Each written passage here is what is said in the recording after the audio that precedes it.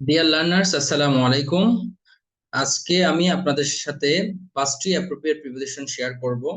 আমাদের যে ধারাবাহিক অ্যাপ্রোপ্রিয়েট প্রিপোজিশনের উপর লেকচার সিরিজ চলছে, তারই ধারাবাহিকতা আজকে আমি পার্ট 6-এ টোটাল 5টা অ্যাপ্রোপ্রিয়েট প্রিপোজিশন নিয়ে কথা বলবো, যেগুলো সত্যিকার অর্থে আমরা আনসার করতে গিয়ে কনফিউজড হয়ে যাই। So dear learners, stay connected. I am sharing with you a slide. Please everyone have a look on the slide.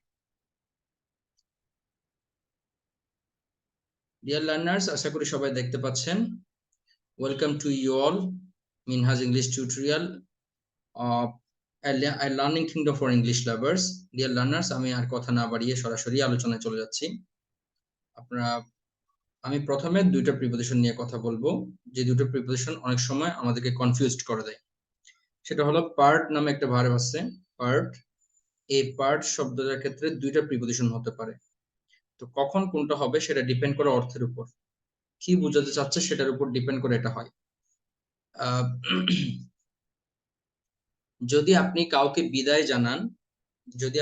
বিদায় জানান, কাউকে ফেয়ারওয়েল দেন কিংবা গুড বাই বলেন, সেক্ষেত্রে পার্টের পরে প্রিপোজিশন ফ্রম হয়, ফ্রম।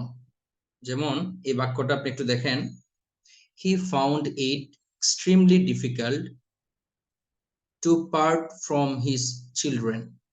তার সন্তানদেরকে বিদায় জানানো বা তার সন্তানদের থেকে বিদায় নেওয়া, এটা সত্যি তার জন্য একটু ডিফিকাল্ট, কষ্টকর। He found it extremely difficult to part from his children. তার সন্তানদের কাছ থেকে বিদায় নেওয়া কিংবা সন্তানদেরকে বিদায় দেওয়া সত্যি তার কাছে বিষয়টা অনেক কঠিন, তার জন্য অনেক কষ্টকর। তো এখানে বিদায় জানানো ফেয়ারওয়েল বোঝাচ্ছে কিংবা গুড বাই দেওয়া বোঝাচ্ছে, এজন্য পার্টের পরে প্রিপোজিশন ফ্রম হয়। কিন্তু যখন পার্ট সেকেন্ড বাক্যটা দেখেন, বলছে নাবিল, নাবিল একজন ছেলের নাম, বলছে নাবিল ওয়াজ স্ট্যাপড, মানে ছুরিকাঘাত হয়েছে, মানে কাউকে ছুরি দিয়ে আক্রমণ করাকে স্টেপ বলায়, স্টেপ বাই দ্য থিফ, চোর কর্তৃক, বিকজ হি রিফিউজড, সে প্রত্যাখ্যান করেছিল, to part dash his wallet.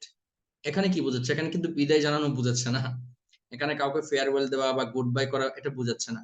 এখানে বোঝাচ্ছে কি, বলছে কি একজন চোর নাবিলকে ছুরিকাঘাত করেছে, কারণ সে তার ওয়ালেটটি ছেড়ে দিতে বা ত্যাগ করতে, মানে চোরকে দিয়ে দিতে অস্বীকৃতি জানিয়েছিল। হি রিফিউজড, প্রত্যাখ্যান করেছিল বা অস্বীকৃতি জানিয়েছিল। তাহলে এখানে পার্ট প্রিপোজিশন উইথ হবে, কারণ পার্ট উইথ হলে প্রিপোজিশন, সেটা অর্থ হলো কোনো কিছু ত্যাগ করা, ছেড়ে দেওয়া। ঠিক আছে, এখানে বোঝাচ্ছে কি, বলছে Nabil was step by the thief because he refuse to part with his wallet. সে তার ওয়ালেট মানে হচ্ছে আপনার মানি ব্যাগ, আপনারা জানেন, সে তার মানি ব্যাগটি চোরের হাতে ছেড়ে দিতে অস্বীকৃতি জানিয়েছিল বিদায় নাবিল চোর কর্তৃক ছুরিকাঘাত, মানে চোর তাকে ছুরি দিয়ে আঘাত করে আর কি, সেটা বোঝানো হয়েছে।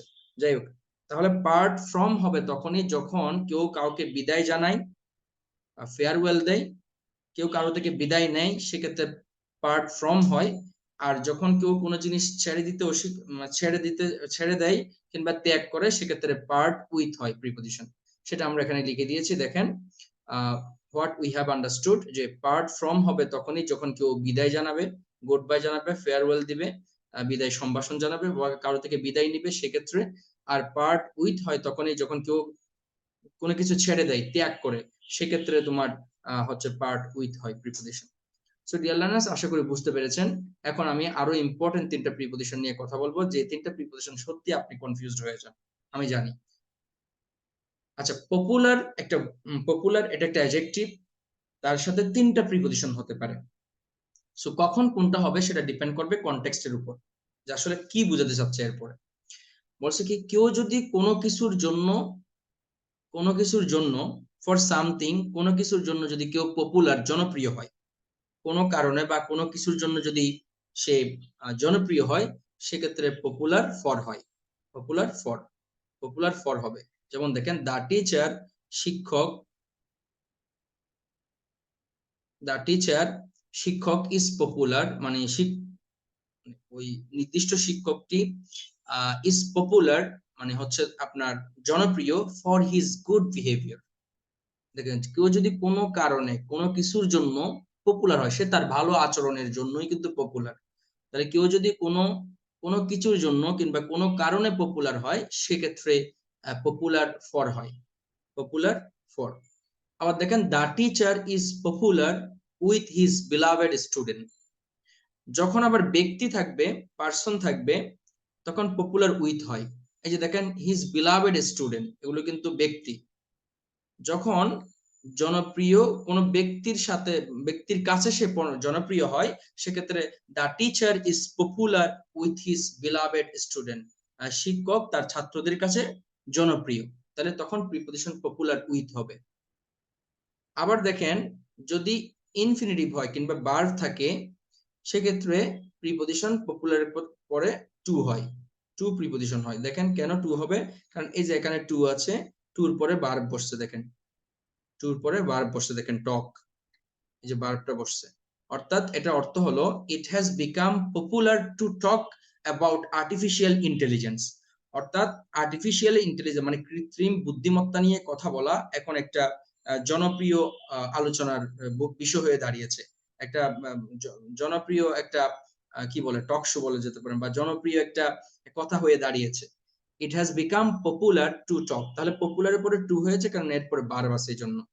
তাহলে এখান থেকে আমরা যেটা বুঝলাম সেটা হলো যে পপুলার ফর হবে যদি কেউ কোনো কিছুর জন্য, ফর সামথিং কোনো কিছুর জন্য যদি কেউ জনপ্রিয় হয়, তাহলে মানে পপুলার ফর হয়। যেমন কেউ তার আচরণের জন্য বা অন্য কোনো কারণে যদি পপুলার হয়, তখন পপুলার ফর হয়। হ্যাঁ, আর যখন কেউ কোনো ব্যক্তির কাছে পরিচিত হয়, সে তার এলাকাবাসীর কাছে পরিচিত, সে তার জনপ্রিয়, সে তার ছাত্রদের কাছে জনপ্রিয়, যদি এরকম কারো কাছে জনপ্রিয় বোঝায়, পার্সন হয়, তখন পপুলার উইথ হবে, পপুলার উইথ হবে প্রিপজিশন। আর যদি ভার্ব থাকে তখন পপুলার টু হয়। যদি এরপর একটা ডাইরেক্ট ভার্ব থাকে, তাহলে ইনফিনিটিভ হিসেবে পপুলার টু টক, মানে এভাবে হবে পপুলার, এই যে popular to talk about artificial intelligence. তাহলে আশা করি আপনারা বুঝতে পেরেছেন। ডিয়ার লার্নার্স, আজকের ক্লাসে আমি পাঁচটা কনফিউজিং প্রিপজিশন নিয়ে আলোচনা করলাম। পরবর্তীতে এরকম আরো কিছু অ্যাপ্রোপ্রিয়েট প্রিপজিশন নিয়ে আপনাদের সামনে উপস্থিত হব। আমার সেই ভিডিওগুলো দেখার আমন্ত্রণ রেখে আজকের লেকচারটি আমি এখানে শেষ করছি। আসসালামু আলাইকুম।